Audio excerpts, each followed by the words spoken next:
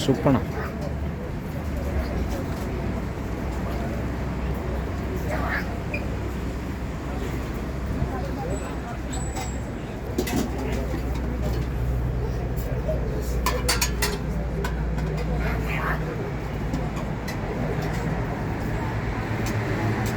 ഇതെടുത്തിട്ട് parcel കൊണ്ടാൻ പറ്റുമോ?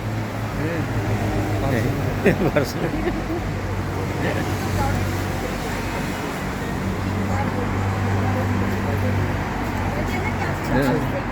ഇതെങ്ങനെ തിന്നാനത് കാണാൻ?